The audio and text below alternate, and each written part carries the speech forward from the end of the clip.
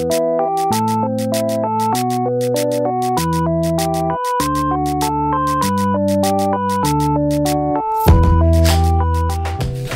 guys, this is Doey, and in this video I'm going to be explaining the Shannox fight in the Firelands raid of Cataclysm.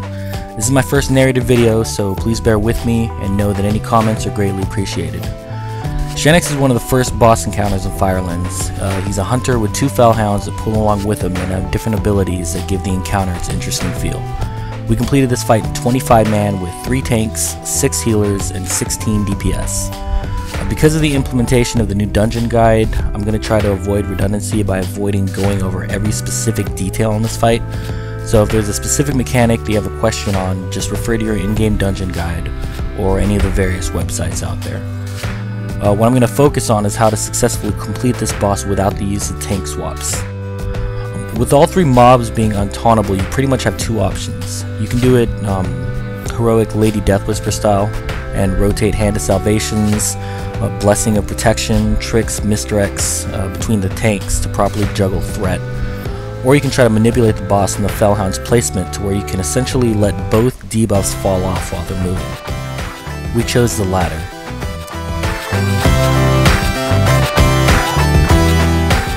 When the boss is pulled, have your main tank take the boss to the corner of the platform. Have your off tank take Riplim about 70 yards away and position the raid spread out loosely in between. Remember, all 3 mobs are untauntable from the start, so don't expect a taunt to pull your mob towards you. You really got to go up and hit it. As far as DPS, have your ranged DPS split evenly between both Fellhounds while melee beats on the boss. That's how we did it. Again, this fight goes strictly over the tanks and their kite path and whatnot, so how your raid wants to do it is entirely up to you.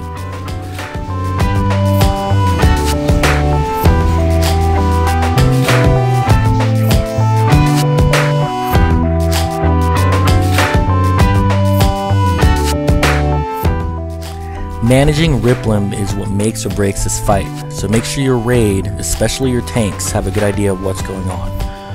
To put simply, Shannox periodically throws a spear at a spot near where Riplim is standing at that moment. As the spear flies through the air, you have about 5 seconds before Riplim runs toward the spear. He then fetches the spear, returns the spear to Shannox, and then returns to his main threat target. That little window is key because this is where you want to let the debuffs from both of your tanks drop off.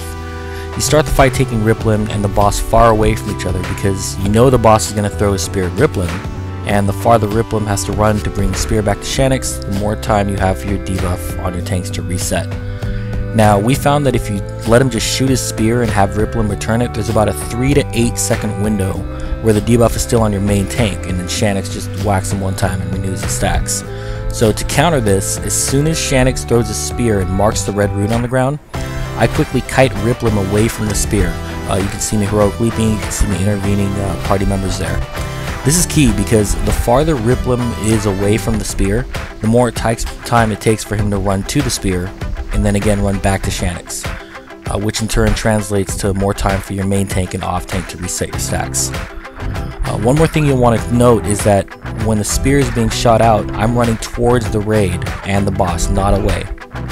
This is because if the boss is a certain distance away from one of his dogs, he gains a buff that will essentially kill your main tank. By running towards the boss when the spear is thrown, you're still increasing the distance between Riplim and the spear without risking killing your main tank.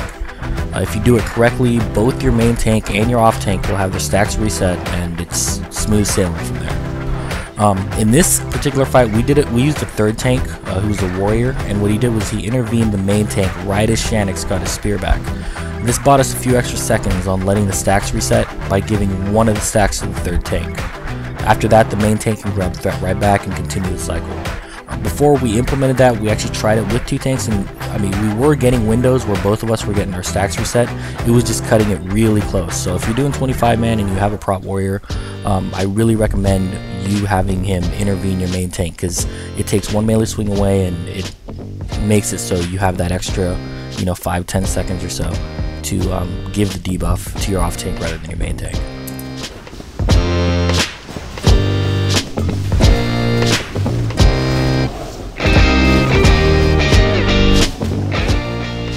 So here you see the red beam go on the ground, which marks where the spear is being thrown. I heroically back towards the raid, try to increase distance between rip limb and the bone. He's going back to it now. As you can see, I'm building threat on rip limb now. It's not so much of a big deal now towards the end of the fight, but in the very beginning, you want, once he turns around and goes towards the spear, he's not actually swinging at you, so even though you're trying to reset your stacks, you can use that time to build threat on him, which is really important because your ranged DPS are laying out on these guys, and the last thing you want to do is lose threat as they're moving back and forth, because you barely have any uptime on this guy, so you want to make use of the time you can.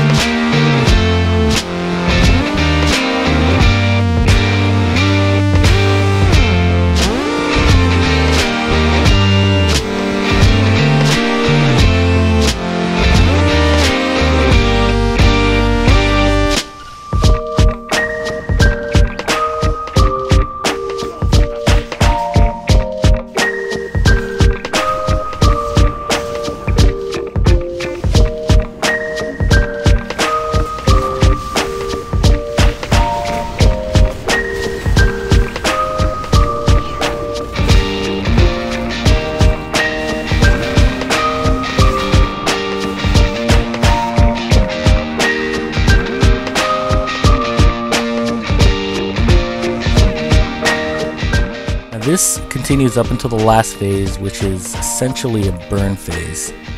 Taking the boss below 30% when the ads are still up buffs both ads to a point where the fight becomes unhealable. So if the boss gets to 35%, be sure to stop on the boss and try to kill both ads at the same time.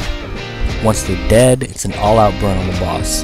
You can pop Lust or Heroism at this time, or you can wait until you're sub 20% to get an execute range, which in turn might not be a bad idea considering the healing gets pretty intense towards the end. Rotate your cooldowns, collect loot, and there you have it. Again, I apologize if I left anything out. This video is directed mostly towards the tank, so I try not to go into too much detail.